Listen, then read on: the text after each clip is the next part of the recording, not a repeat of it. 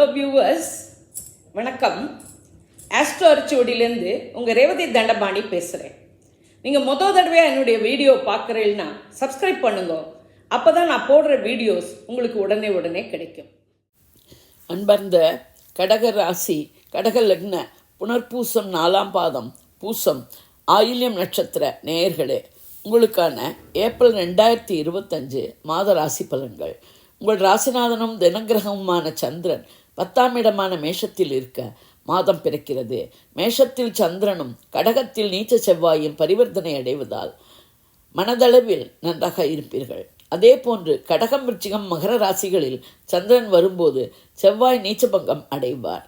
அந்த 10-12 நாட்கள் நன்றாக இருக்கும்.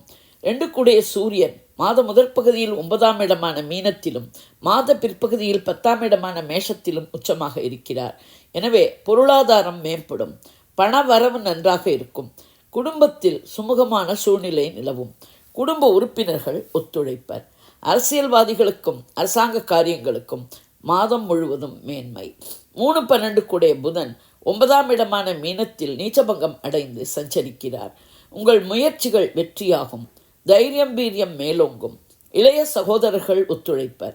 மாணவர்கள் இதுவரை அரியர் வைத்திருந்த பேப்பர்களை கிளியர் செய்ய முடியும். கடினமாக உழைத்து படிக்க கல்வியில் மேன்மை அடையலாம். கல்வியில் மேல் படிப்பு படிக்க விரயங்கள் அலைச்சல்கள் இருக்கலாம். தந்தை வழி உதவியும் ஆதரவும் கிடைக்கும். 4-11 கூடிய சுக்கிரன் 9ஆம் இடமான மீனத்தில் உச்சநிலையில் இருக்கிறார். எனவே சுக சௌகரியம் நன்றாக இருக்கும். சுக சௌகரியங்களுக்கு குறைவிருக்காது. வீடு மனை வாகன யோகம் நன்றாக இருக்கும். தாயின் உடல்நிலையில் குறிப்பிட்ட முன்னேற்றம் இருக்கும். நீண்ட நாளைய ஆசைகள் நிறைவேறும். எதிர்பாராத லாபங்கள் கைக்கு கிடைக்கும். மூத்த சகோதரர்களின் உதவியும் ஆதரவும் கிடைக்கும். பெண்களின் தேவைகள் பூர்த்தியாகும். பெண்கள் வீட்டிலும் அலுவலகத்திலும் முன்னேறுவர். கலைத்துறையினருக்கு இது ஒரு சாதகமான மாதம். தடைப்பட்ட திருமணங்கள் நடக்கும் வாய்ப்பு அதிகம். காதல் வாழ்க்கை சுமூகமாக இருக்கும். 5-10 கூடிய செவ்வாய் உங்கள் ராசியில் இருப்பது தொழில் வகையில் இருந்த பிரச்சனைகள் கஷ்டங்கள் தீர வழிவகுக்கும். குழந்தைகள் வகையில் அவர்கள் கல்வி கேள்விகளிலும் பல வகையிலும் பெருமூச்சு விடலாம். 6-9 கூடிய குரு 11ஆம் இடமான ரிஷபத்தில் உச்ச சுக்கிரனுடன் பரிவர்த்தனையில் இருப்பது சாதகமான அமைப்பு. எதிரிகள் பலமிழப்பர். பழைய கடன்கள் அடைப்படும். உடலில் இருந்த நோய் தீரும்.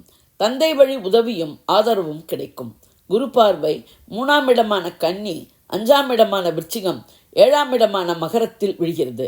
உங்கள் முயற்சிகள் வெற்றியாகும். தைரியம் வீரியம் மேலோங்கும்.